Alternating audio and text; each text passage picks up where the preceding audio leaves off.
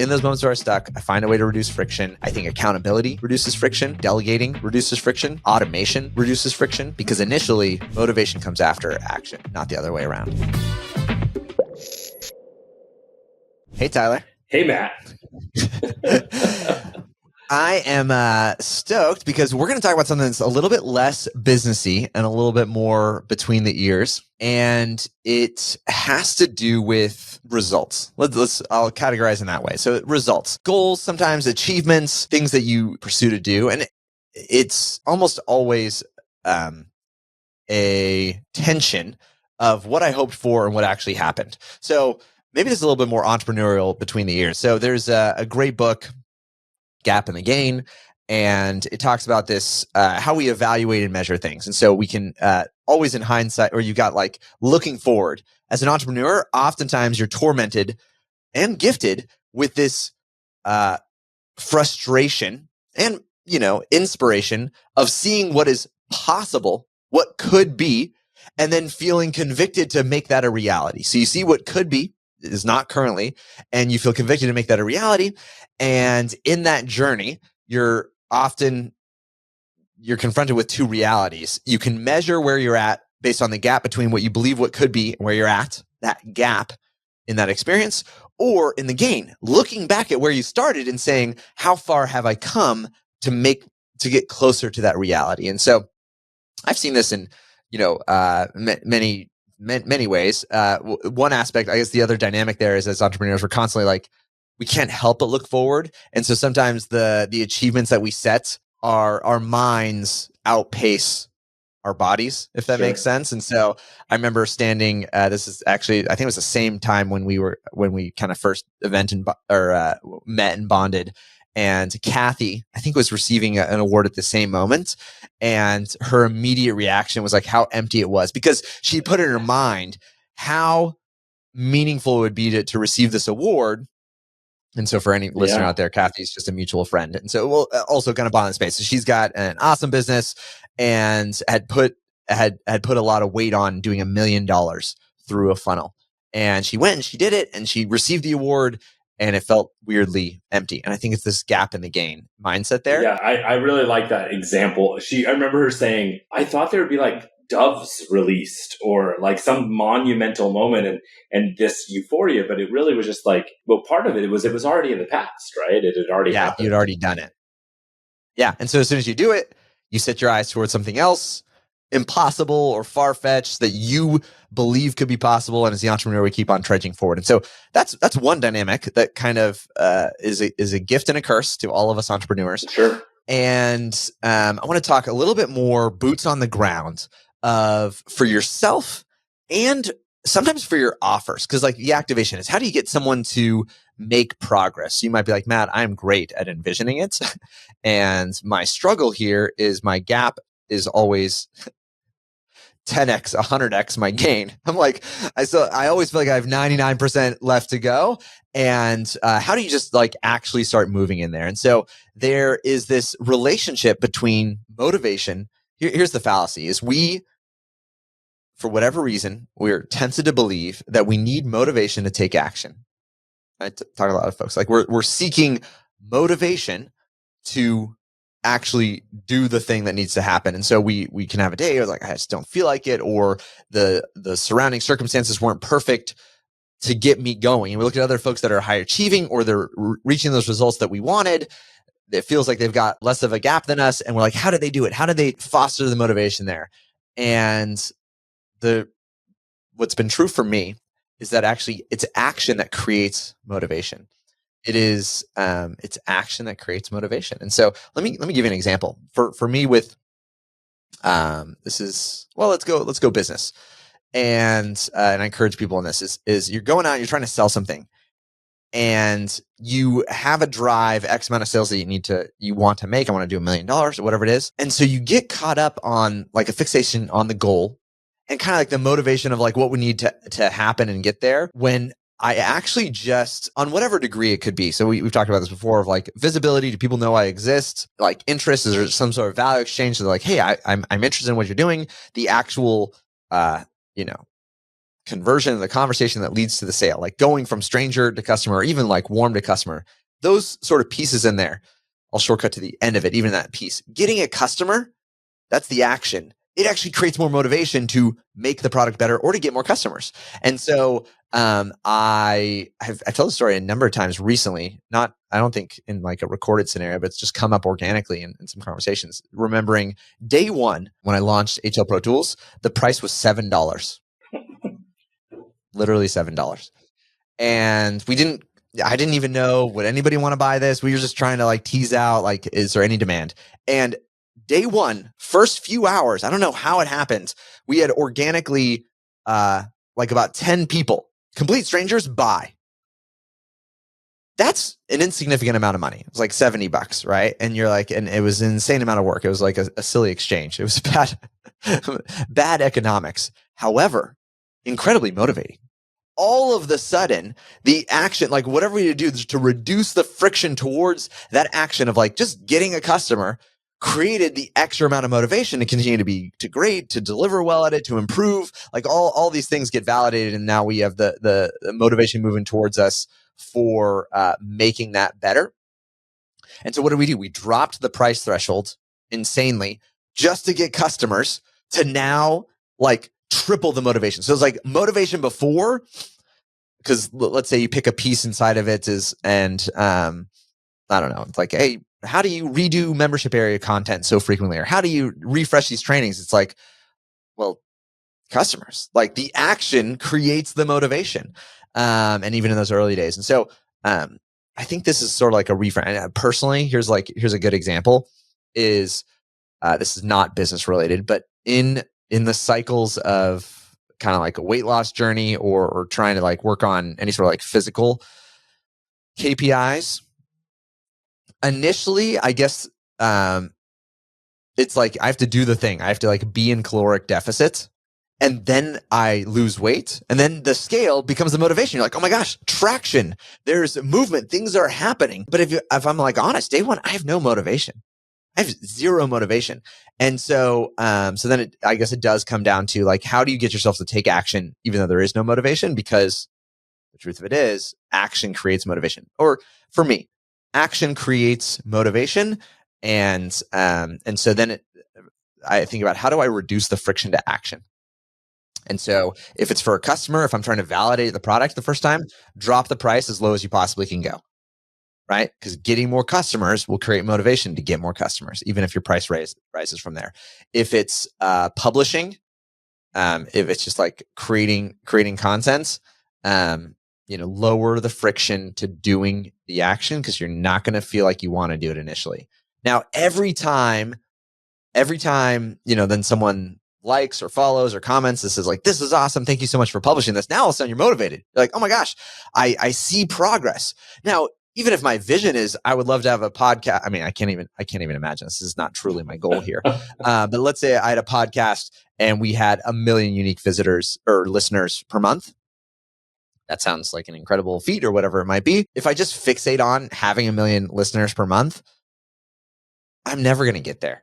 And so the other reframe here is that the more you do it, the more you learn the secret of just committing to the action and doing the amount of work necessary that those outcomes become inevitable is kind of the secret sauce there. So much easier said than done. So I don't want to discourage you. Yeah. Like, and so, I think focusing on an action that's easier, right? Sometimes we focus on the big object that we have to get to eventually.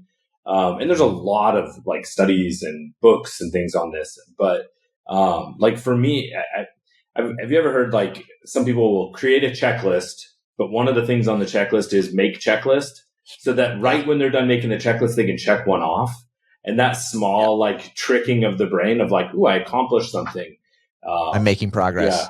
And so you are known as a prolific creator, right? You have multiple shows, you've got, content everywhere. You're always out at events, and you guys have built multiple companies.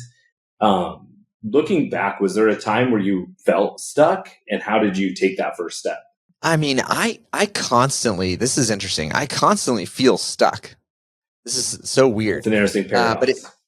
But yeah, it's interesting. Oh man, this is a I think this is the best analogy that comes to mind immediately. It's actually it's a biblical one. But so if people are kind of familiar with the Bible, there's a character, Paul, and he wrote a big chunk of the New Testament, and he was like a very disciplined person. You look at him and you're like, my goodness, he's, very got it together. He's kind of like knew the law, and then, accomplished a lot of stuff. And his sentiment later in life is kind of like sort of like the further I get into this, the more I realize how far I am, if that makes sense. So it was just this, like, the more I do it, the more I'm aware of how far I am from good or enough or accomplished or whatever it is. And so it works, it's a dangerous mindset. It's a dangerous mindset. I'm not saying, hear me. This is not I'm not trying to prescribe this as like health advice. I'm just saying this is the experience that I feel. And so the more I think, and maybe because I reconcile that, is there's a lot of personal grace that has to go into that. And so I will often find peace in the tension, but I guess if there's encouragement there, I almost always feel stuck, that there's something that doesn't feel like it's flowing well. And I've seen this too. Like, I think this happens to folks even as it's that same entrepreneurial curse, is like you reach the mountaintop and all you do is see the mountaintop that's like the next one, the next one over. And so I love this concept of the gap and the gain. Is there's kind of like the practice of, you can recognize that and be like, I'm feeling this. I'm feeling like I'm stuck over here. And if you can cue yourself to look back and equally measure how far have we come, you reach this kind of like zone of peace, and there is appropriate contentment, and you don't just completely feel like dissatisfied in the journey there. And so for me, but still, let's look back early on. You're like, hey, where you felt stuck, how did you kind of like break through it? And so I would say, I found ways to reduce friction. I'm constantly thinking, can I reduce friction? Sometimes that meant making investments that they felt like investments in myself, or it's like investments towards unsticking this problem or area of growth that some people might say is, like you're paying too much for it, if that makes sense. I think it's just appropriate to your capacity, and what you will start to discover is the opportunity cost of being stuck. So it's so much easier to do for other folks, very hard to do for yourself. So you look at a business, and I'll find a nice business near me, and they're like, oh my gosh, it's a phenomenal restaurant, whatever it is, great food, like it's really a good business. And I'm like, are they running ads? It's like, no. And to them, the idea of like running $3,000 a month on Facebook ads seems like, that's insanity. Why would I invest that so much? Like, I don't understand Facebook ads. I don't know this thing. I don't understand it. But in hindsight, for us, or as marketers, looking there and be like, you would crush it. Your product's actually good. Like you could look at your business and be like, you tripled over the course of the month. And so you would spend $3,000 and maybe increase it by $60,000 in sales. And so to us, in that hindsight, we're like, this is foolish not to make the investment. Think of yourself as that client, where it's like, whatever it is, I feel blocked, I feel stuck in that space. And you're like, oh my gosh, you could pay. I'm trying to think of one of the first things I had a blocked area there, and it might've been like, I'm going to spend $5,000 on somebody that's just going to like guarantee publishing starts to happen. I remember looking at it, like I had an Instagram channel, I did my own Instagram, and I had published 50 times in like 10 years. And, approximately like anniversaries and Christmases and like, Disneyland. Like that was it in terms of the scope of my publishing there. And I was like, how do I reduce friction here? Now, you can reduce friction in other ways. That was me. I was like, I'm going to pay the amount that feels silly now, but because I've learned on the other side of that, unblocking it, I'll probably look back and be like, that was totally worth it. And now I'd say now, like I've rarely, even if it doesn't go perfectly the way that I'd imagined, I've seen that if you are the end recipient like that for like the business, you're like, you have the most to gain. You just have the most to gain out of this experiment and process there. But so in those moments where I'm stuck, I find a way to reduce friction. I think accountability reduces friction. I think paying, like delegating, reduces friction. Like literally somebody else is going to do it. Automation reduces friction. There are certain things where you're like, man, I feel stuck. This should happen. If you just take the time to be like, this is guaranteed to happen. It's automated now. It's going to happen every single day, even if it's 80% of what I think it's going to be, or what you feel like I could do if I personally did it there. Or maybe it's 100%. I just had to go through the process of automating it, and now it happens every single day with consistency. Those are different ways where we can reduce friction to the action, because initially, I guess it comes back to is like motivation comes after action, not the other way around. Yeah. So if we bring it, those are all really good examples. But if we bring it back to marketing and we're saying, okay, somebody is feeling stuck in their marketing and unmotivated in marketing, what is one of those kind of simple domino style of actions that they might be able to take that wouldn't maybe take a lot of energy, but might create momentum? Hire an intern. There are so many college age students who even, some of them unpaid, a lot of them low cost for experience there. And I actually see that there's actually a couple trends of this, of these interns who they kind of joke either with the professor or the company. I'll give an example of one. So they had 2 interns, and what was the challenge? They made a challenge with their boss. They were like a Disney vacations group or a Hawaii vacations group. And the challenge that they could get 10,000 new followers, like if they got 10,000 new followers to the account, that the boss would take him to Disneyland. That's what it was. They were Hawaiian vacations. They got 10,000 followers. So what happens? The interns, highly motivated by like results. Boss also loves results. Thought this is never going to happen. This is impossible. Someone could tell the boss, hey, if you do dancing videos on short form video, like you will attract folks to your brand and they might follow along. Boss is going to be like, I'm still not doing it, right? I'm not motivated, right? He had unpaid interns, created the bonus of, I don't know what it would have cost him, let's say $10,000 for like the trip to Disneyland and flights and stuff like that, maybe more.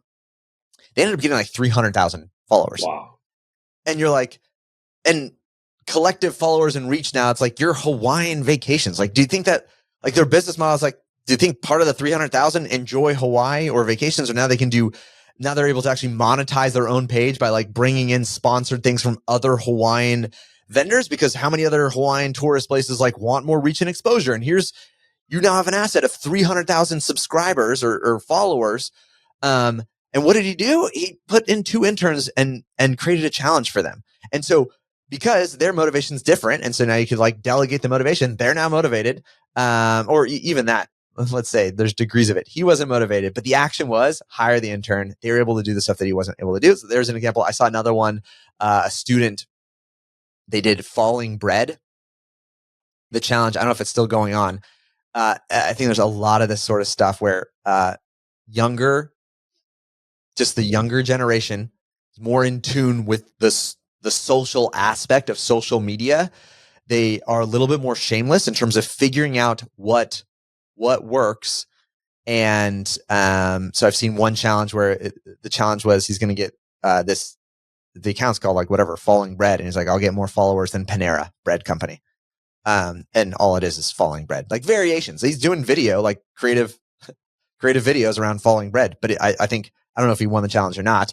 The other one I'm thinking of, it was, it's a drink, it's a beverage company. It's something, it's like, I can almost pull the brand. So they almost got it to the point where it's like, I'm definitely talking about it because the action there. But it was the whole social media strategy was exploding the bottles of the drink in different ways. So they might do all the rubber bands around the bottle. They might literally like just take a sledgehammer to smash the bottle. And it was, the brand is something like Smash Energy or something like that. And the challenge was like the intern started literally a separate account, to prove this concept out there. So if you feel stuck, I think go find an intern. I think the second thing you could do is, and this is in terms of marketing, there are timeless things you know how to do or should be done. You can Google it, you can YouTube it, you can find these ideas. The second thing would be like hire someone. So you could get that intern that's low cost and just motivate them in a creative way. You could actually delegate. That's what I did. I hired someone and said, your goal is post, like just publish. Like I was already creating content. It was like, I just wasn't turning around and putting it on social media. And so I took that away from me, put that in their hands and ensure that it happens. And usually it's like top layers of visibility that feel like is where you're feeling stuck at. That's usually the the pressure point there, because if you have an account with 300,000 or 1 million followers, or you have a ton of reach that's happening, it's not terribly difficult to sell something, because then you're just like, dear audience, are you having this problem? Yes, no. Would you be interested in maybe a solution? Yes, no. And a percentage of them usually, Well, and I like the concept of this. Essentially, the longer that the thing we want to do isn't being done, honestly, oftentimes the greater the motivation now, or like the action has to happen to build the motivation to do it. And so basically what you're saying is just ask for help, right? Whether it's an intern or hiring somebody. It's who, it's who, not how. Yeah, it's who, not how. It's who, not how. So yeah, I guess that is the punchline, is if you're feeling stuck, it's who, not how. And for me, I think the other thing that I've realized is like low friction is, for me, I got to pay attention. Maybe for most people you feel this way. And so, in essence, if you want to prioritize it, you're not prioritizing it, create I'll say this other hack about us is we're more, loss aversion is more motivating than the goal. So it's like wasting $10,000 is more motivating than getting 10,000 followers to us. And so that's where it's like, when you pay, even if it's a who that you're investing in, you're paying attention because you don't want to waste the investment or whatever it is. So even if I paid someone to record me on a call to create short form content, I may in the past put time on my calendar, create short form content, and I just blow it off. But because I paid them and I don't want to waste the money that I paid them, I'll show up on the call. I'll actually create the content now. So interesting paradigm. And I've just seen it time and time again. One, if you're feeling stuck, that's not unique and it almost never goes away. Find ways to reduce friction to action. A lot of times that's who, not how. But also be encouraged, because now, like, I look forward to doing the things, because the motivation comes post action. I have to go through and edit and ideate for a newsletter every single week, but I enjoy it now because I get feedback loops. People say, "Oh my gosh, this is so good." They enjoyed it. And so, but initially we had to take the action, start sending it. Then the feedback loop of the action is what actually creates the motivation to go forward.